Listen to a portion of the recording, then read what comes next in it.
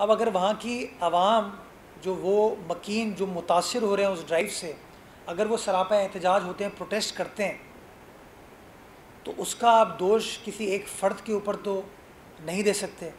मतलब ये कहना कि सईद गनी साहब ने वो चीज़ कराई है या सईद गनी साहब का हल्का है वो, तो इसकी ज़िम्मेदारी सईद गनी साहब के ऊपर तो आयद नहीं होगी। मुतबादिल देने के लिए वफाकी हुकूमत को भी अपना किरदार अदा करने की ज़रूरत है।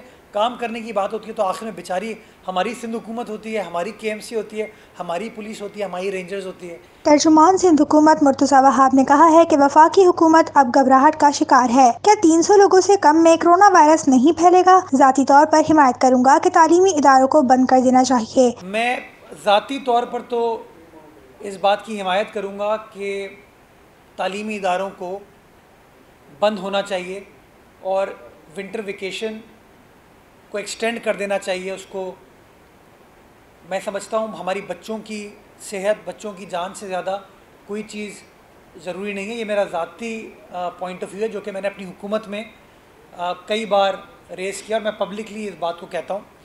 वज़ीर आज़म समझते हैं कि कोरोना वायरस इतना बड़ा ख़तरा है तो वो 300 लोगों की रिस्ट्रिक्शन ना लगाएं। फिर ये मंतक मुझे समझ नहीं आती, किसी को समझ नहीं आती।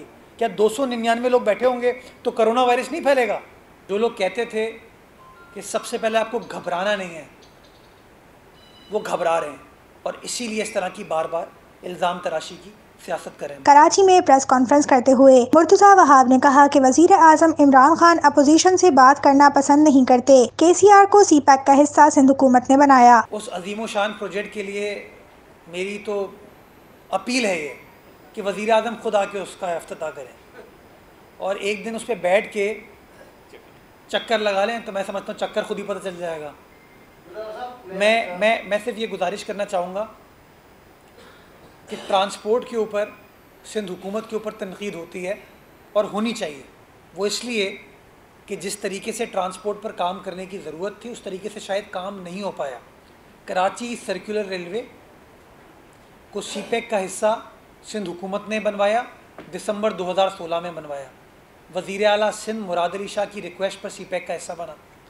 जो तेज़ी लाहौर की ऑरेंज लाइन के लिए वफाकी हुकूमत ने, उस वक्त की नून लीग की हुकूमत ने दिखाई और अब PTI की हुकूमत ने दिखाई, वो तेज़ी हमारे कराची सर्कुलर रेलवे प्रोजेक्ट के ऊपर क्यों नहीं दिखाई गई? ये एक बहुत बड़ा सवाल है। क्यों हमारे प्रोजेक्ट्स एकनेक में रुक जाते हैं, क्यों इल्तवा का शिकार होते हैं? शायद इसलिए कि वफाक में हमारी हुकूमत नहीं है। मुर्तज़ा वहाब ने हुकूमत पर तनकीद करते हुए कहा कि दवाएं महंगी हो जाती हैं, कहते हैं पता नहीं, चीनी और गैस महंगी हो तो कहते हैं नोटिस ले लिया। वफाकी वज़ीर को हटाया तो सही, लेकिन अद्वियात की कीमतों में कमी नहीं आई, आवाम को रिलीफ नहीं मिली। चीनी स्कैंडल आपके सामने है। ये कहते हैं कोई स्कैंडल नहीं हो, कोई एक स्कैंडल हुआ हो आप बताएं। तो चीनी स्कैंडल जो है, चीनी को एक्सपोर्ट करने का फैसला किसका था? चीनी की कीमतों में 55 रुपये किलो से इजाफा होते होते माशाल्लाह सेंचुरी हुई और आज सुबह के नर्ख में आपको बता रहा हूँ कि 115 रुपये किलो चीनी इस वक्त मिल रही है। ये मेरे दोस्त अभी गिलगित से आए हैं, 130 रुपये किलो कह रहे हैं गिलगित बल्तिस्तान में चीनी मिल रही है। और ये लोग कहते हैं कोई स्कैंडल नहीं है। आटे का बहरान आपके सामने, गैस का बहरान आपके सामने, इखलाकी पस्ती का बहरान, इखलाकियात का बहरान आपके सामने, लेकिन कहते हैं नहीं जी वज़ीर आज़म हमारा हैंडसम है।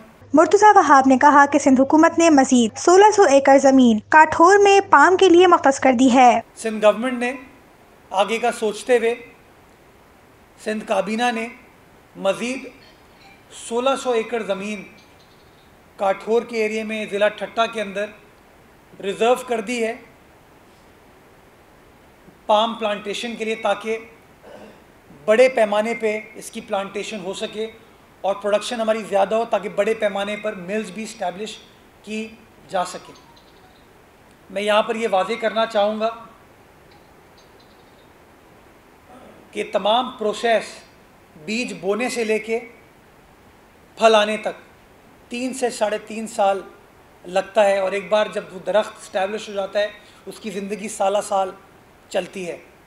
ये इस बात को शो करता है कि जो लोग तनकीद करते हैं वो सिर्फ तनकीद कर सकते हैं, और जिन लोगों को काम करना होता है वो तनकीद के बावजूद खिदमत का सिलसिला जारी व सारी रखते हैं।